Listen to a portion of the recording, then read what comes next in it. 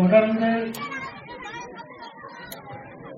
சமவெளி பகுதியிலே வாழ்ந்து கொண்டிருக்கின்ற பழங்குடி மக்களுக்கு சரியான போதுமான நியாயம் வழங்க பல்வேறு காரணங்களால் பல்வேறு கட்டங்களில் பிரச்சனைகள் வந்து கொண்டே இருக்கிறது. இங்கே எனக்கு முன்னாள் கூறியவர் தெரிவித்ததை போல ஏற்கனவே இந்த பிரச்சனைகளிலே பல முறை தலையீடு செஞ்சிருக்கிறோம், பலருக்கு வாங்கியிருக்கிறோம். ஆனால் இப்பொழுது பொறுப்பிலே இருக்கிற அதிகாரி முழுமுற்றாக கொடுக்க மாட்டேன் என்று மறுப்பதால் இப்பொழுது இந்த பிரச்சனை பெரிதாக திடீர்னு ஒரு அதிகாரி வந்து திடீர்னு ஒரு நிலை எடுத்து மக்களுடைய வாழ்க்கையில வளரக்கூடாது.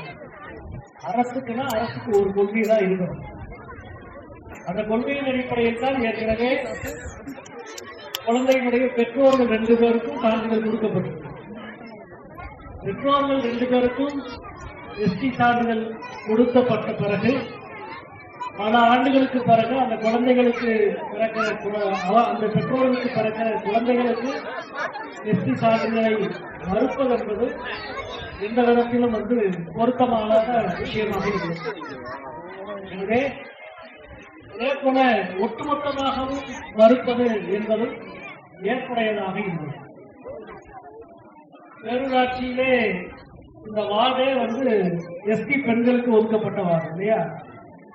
எஸ்டி பெண்களுக்கு ஒதுக்கப்பட்ட ஒரு வார்டு என்பது எப்படி ஒதுக்கப்படுது? இங்கே எஸ்டி மக்கள் இருக்கிறார்கள் என்று கணக்கெடுப்பு எடுத்து அதிலே ஒட்டுமொத்த மாவட்டத்தில் பழங்குடி மக்களுக்கு இத்தனை விகிதாச்சாரம் இருக்க வேண்டும் என்ற அரசாணையை அமுல்படுத்த பழங்குடி மக்கள் அதிகம் இருக்கிற ஒரு பகுதி என்று இந்த பகுதியை தீர்மானித்து அந்த அடிப்படையில் தான் உள்ளாட்சி சட்டப்படி இந்த பகுதி எஸ்டிகளுக்கு அது எஸ்டி பெண்களுக்கு என்று ஒதுக்கீடு செய்யப்படும்.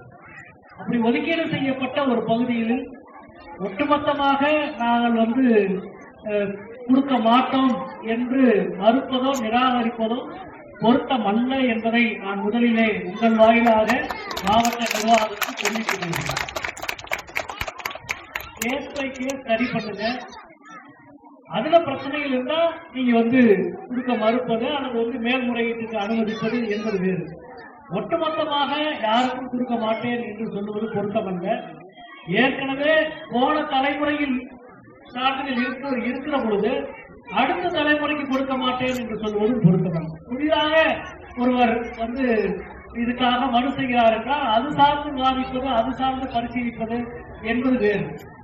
அடுத்தடுத்த தலைமுறை சென்ற தலைமுறைகளுக்கு சான்றிதழ் இருக்கிற பொழுது நிச்சயமாக அடுத்த தலைமுறைக்கு சான்றிதழ் மறுத்தால் இயல்பாக வருகிற பிரச்சனை, போன தலைமுறைக்கு நீங்கள் எப்போது சான்றிதழ் கொடுத்தீர்கள், அதை கொடுத்தது மாவட்ட நிர்வாகமும் தமிழக அரசும் தான் என்கிற பொழுது அடுத்த தலைமுறைக்கு கொடுக்கிறதில் மட்டும் ஒரு பிரச்சனையை எழுப்புவது நியாயம் அல்ல, பொருத்தம் அல்ல என்பதை நான் தெரிவித்துக் கொண்டு நிச்சயமாக இந்த கோரிக்கையில் இருக்கிற நியாயத்தின் அடிப்படையில் தமிழக அரசினுடைய கவனத்திற்கு நான் கொண்டு செல்கிறேன் என்பதை மாவட்ட நிர்வாகத்தின் கவனத்திற்கு கொண்டு சென்று உரிய முறையில் மக்களுக்கு தீர்வு காணப்பட வேண்டும். ஒவ்வொரு அதிகாரியும் ஒவ்வொரு அளவுகோலை வைத்து இதை தீர்மானிக்க கூடாது. அரசுக்கு பொது அளவுகோல் இருக்க வேண்டும். சமவெளி பகுதியிலே வசிக்கிற பழங்குடி மக்களுக்கு மலைப்பகுதியிலே இருக்கிற அளவுகோலை மட்டுமே எடுத்துக்கொண்டு பொருத்தக்கூடாது. இது ஒரு தலைமுறை நிகழ்வதல்ல, பல தலைமுறையாக நிகழ்ந்தது. சமவெளி பகுதிக்கு வந்தது அன்றைய காலமும் சூழலும் வாழ்க்கையும் ஏற்பட்ட மாதங்களால் நிகழ்ந்தது. அதற்காக எல்லாம் இன்றைக்கு இருக்கிற மாணவர்களை, இன்றைக்கு இருக்கிற தலைமுறைக்கு அந்த பணியை கொண்டு அவர்கள் மீது போடக்கூடாது. அதற்கான தண்டனையாக அவர்களுக்கு விழிக்கக்கூடாது. எனவே இவற்றையெல்லாம் கணக்கில் கொண்டு அரசு முடிவெடுக்க வேண்டும். நிச்சயமாக இந்த கோரிக்கையுடைய நியாயத்தை அரசின் கவனத்திற்கு கொண்டு செல்வேன் என்பதை தெரிவிப்பதற்காகத்தான் உங்களிடம் நான் வந்திருக்கிறேன்.